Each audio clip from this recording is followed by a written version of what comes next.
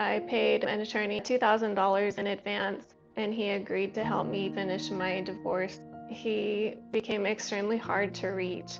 My case was rejected at least 5 times for different mistakes. His neglect and malpractice cost me thousands in lost child support. Meanwhile, my assets weren't settled. It was a total nightmare. He just took advantage of his clients and continued to take their money but not work their case. Íbamos entrando a la tienda Macy's. Le dije a mi hija, agárrate de mí porque siento que el piso está muy resbaloso. Desde el momento que yo caí al suelo, yo sentí el dolor. Traté de pararme, pero no aguanto el dolor. Yo busqué al abogado porque me dijeron que era un buen abogado. Cuando se cerró el caso con Macy's, a mí nunca me mandaron un cheque a nombre mío de parte de la tienda Macy's o de parte de la aseguranza. Todo se le fue enviado a él. Fuimos a buscar y ahí nos dimos cuenta que la oficina ya estaba cerrada. Me sentí defraudada.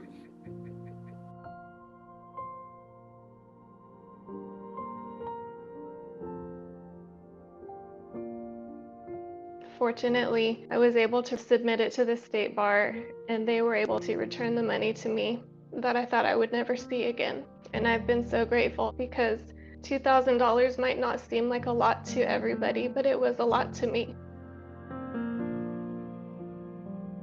Me refirieron a la barra de abogados para presentarle mi problema y me respondió inmediatamente la barra el mismo día.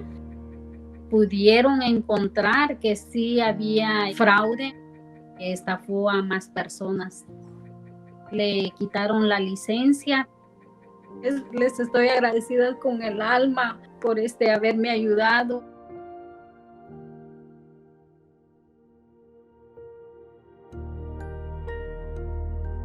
As a sole practitioner, my exposure to the bar is they maintain my license and they discipline people like me.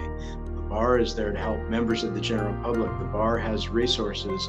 There are people there that care, and there are people there that really tried hard to help members of the public that were in need. At the time that I was trying to get barred in California, I worked as a sexual assault prosecutor in Wisconsin, and I missed the bar exam pass score by single digits. Before COVID, the requirement was that I would have to fly from Wisconsin to California and take the bar exam in person. So I typically have to take an entire week off of work. When COVID hit, the bar exam was moved online. COVID has had a ton of negative consequences, but them opening up this program and allowing us to take the bar exam online really allowed us to enter the practice of law in a way that still ensured that the public was being protected. Attorneys like me who had missed the bar exam score by single digits could submit their hours that they were working under the supervision of a California licensed attorney and then gain full licensure upon completing the remainder of the requirements. This program allowed me to be trained in California law in a way that protects our clients. It's a way for the state bar to make sure that we are following all of the rules in this state. For those who are considering being a part of a provisional licensing program, they should reach out to the state bar to connect with those supervising attorneys or anyone who wants to be a part of this program. I have been a member of the California State Bar for 23 years. I was hired as their first ever diversity director as a woman of color in the legal profession in California. You have to start every day knowing you belong in this position. It does become exhausting. You're just kind of fighting this internal assumption game every day where people are trying to undermine your skills. We know just by looking at the data that the profession is dominated by white men, even though general population in California, all people of color, it's like 47%. People can't trust fully in a system where they don't seem to be reflected. It takes all of us, all creeds, colors, race, gender, sexual orientation, and that's why I continue to do this work.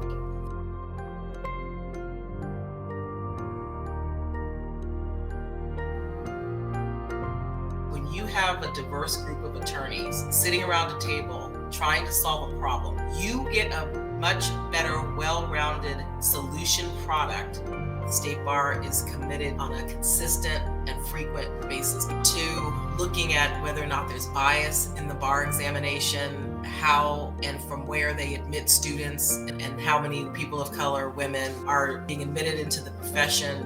For me, it's not just a numbers game. People get to see people who look like them every time they access our justice system. That's powerful.